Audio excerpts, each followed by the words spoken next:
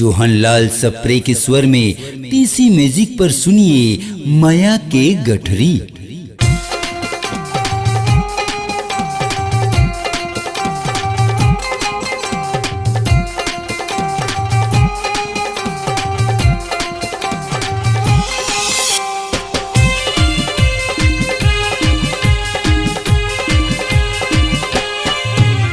ये संगी जंवरिया मन हावै गवाही हवा चंदा सूरज दोनों साखी मगा। संगी जंवरिया मन हावै गवाही हवा चंदा सूरज दोनों साखी मगा। तोर मोर माया के कहानी नारानी लिखे विधाता को रकापी माना। तोर मोर माया के कहानी नारानी लिखे विधाता को रकापी माना। संगी जंवरिया मन हावै गवाही हवा चंदा सूरज दोनों साखी मना। संगी जंवरिया मन हावै गवाही हवा चंदा सूरज दोनों साखी मना। तोर मोर माया के कहानी ला बैहा लिखे है विधाता को रकापी मना। तोर मोर माया के कहानी ला बैहा लिखे है विधाता को रकापी मना।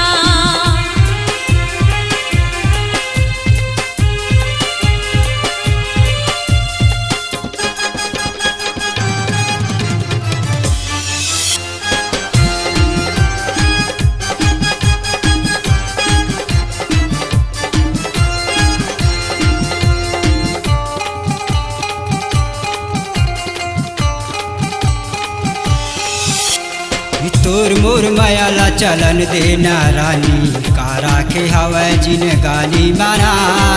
बाली उम्र तोर चढ़ती जवानी है आगी लगा दे है पानी माना।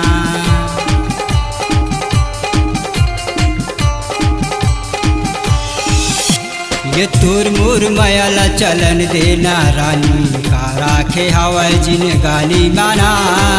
बाली उम्र तोर चढ़ती जवानी है आगी लगा दे है पानी माना। गाँव बसती आओ पारा मोहल्ला ताना मारा था वह मनसा पापी माना। गाँव बसती आओ पारा मोहल्ला ताना मारा था वह मनसा पापी माना। तोर मोर माया के कहानी ला रानी लिखे विधाता को रकापी माना। तोर मोर माया के कहानी ला रानी लिखे विधाता को रकापी माना।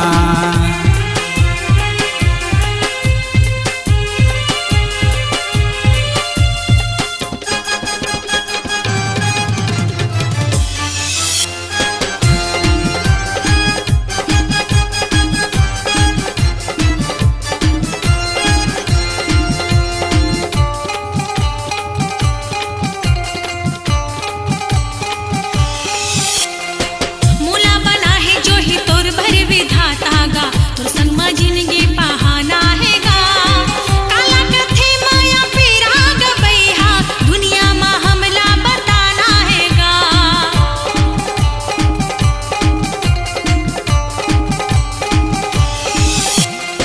मूला बना है जो ही तोर भर विधाता गा। तोर संग में जिंदगी पहाना है गा। काला कथे माया पीरा गा बैहा दुनिया में हमला बताना है गा। मोहना सूरत तोर मिठ मिठ बोली हमारत हवे हुल छाती मना। मोहना सूरत तोर मिठ मिठ बोली हमारत हवे हुल छाती मना। तोर मोर माया के कहानी ला संगी लिखे है विधाता को रकापी मना। तोर मोर माया के कहानी ला बैहा लिखे है विधाता को रकापी मना।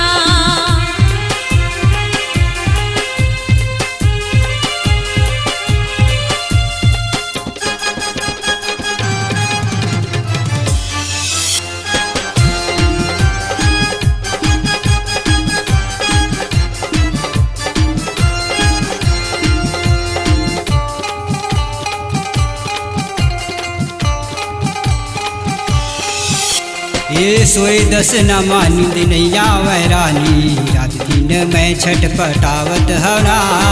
खाना सुहावा न पीना सुहावा अपन तन के दुखड़ा बतावत हवना।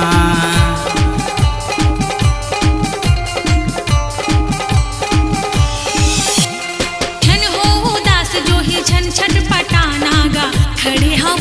मोर वादा माना खाके जहर मर जाओगा भैया औ का कहो तोर से ज्यादा लाना ये झुल झुल के रेंगना तोर मोहनी सूरतिया है नजरे नजर झुलते आँखी माना झुल झुल के रेंगना तोर मोहनी सूरतिया है नजरे नजर झुलते आँखी माना तोर मोर माया की कहानी ला रानी खेही विधाता कोरा कापी माना तोर मोर माया की कहानी ला रानी खेही विधाता कोरा कापी माना संगी जहुरिया मन हावे गवाही हावे चंदा सूरज दोनों साखी मना संगी जहुरिया मन हावे गवाही हावे चंदा सूरज दोनों साखी मना तोर मोर माया के कहानी ला बैहा लिखे है विधाता कोरा कापी मना तोर मोर माया की कहानी ला रानी लिखे विधाता कोरा कापी माना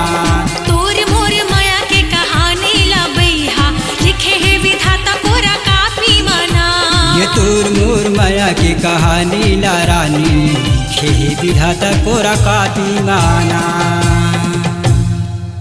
अपनी आवाज को दीजिए एक नया मुकाम डिजिटल रिकॉर्डिंग की दुनिया का जाना पहचाना नाम स्वरांजलि जहां गूंजती हैं ध्वनियां अपनी माटी की सौंधी सुगंध के साथ छत्तीसगढ़ी संगीत के विविध रंग जो पहुंचाते हैं पूरे प्रदेश में डिजिटल रिकॉर्डिंग के संग स्वरांजलि स्टूडियो नेमीचंद गली नंबर 2 गंजपारा रायपुर।